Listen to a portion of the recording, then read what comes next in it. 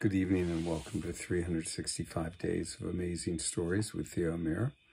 Here we are on day 220, and I'm beginning the story of the youth who set out to find out what fear was.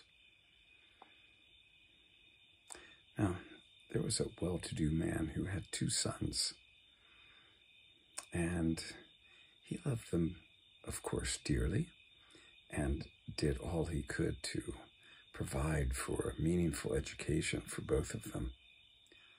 Now, the eldest applied himself well to all sorts of things and was looking like he would be very successful in his life, while the younger son, well, he seemed to be a bit of, not able to do a whole lot too well. He was very good-hearted and always wished to do his best at whatever it is that he did.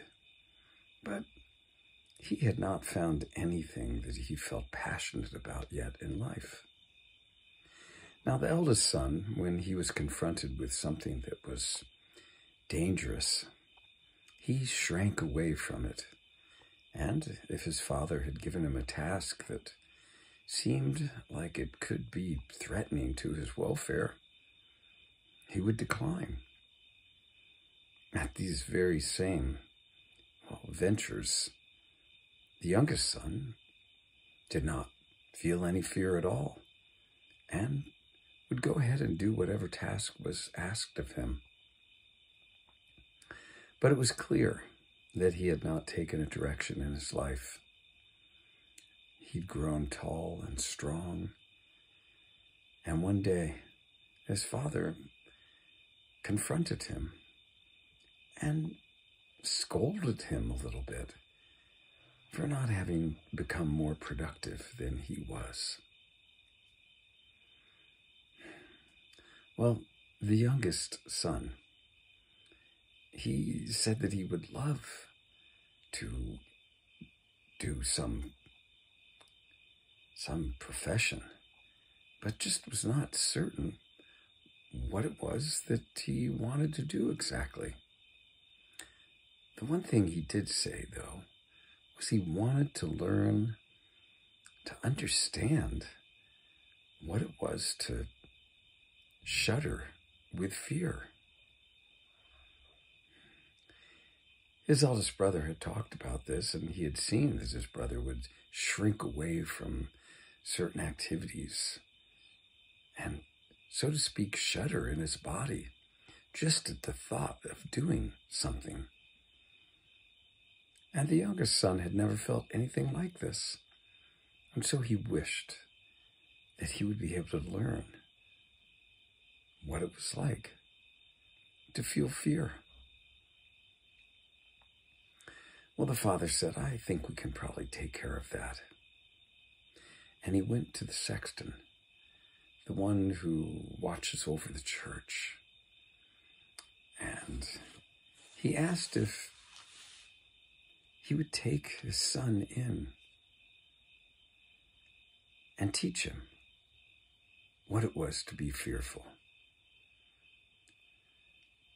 They devised, I think, a little bit of a plan to work together to try to create a situation that would be scary to anyone.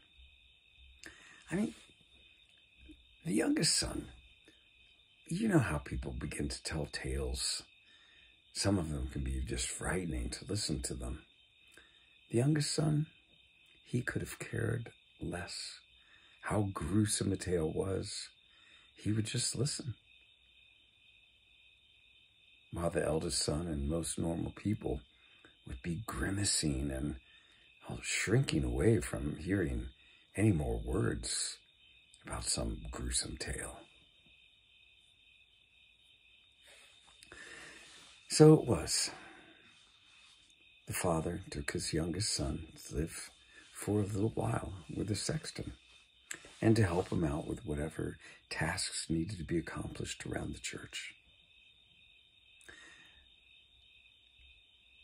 The youngest son learned to ring the bells in the bell tower, and to do so in a rhythm which made almost for music as the bells would ring one after another. And so it was that one day, one late afternoon, the sexton said, "We need to go ring the bells just as the day turns into night. So be ready and I will call you." The youngest son, he went off and busied himself in his room for a little while, waiting for his call. And we'll stop the story there.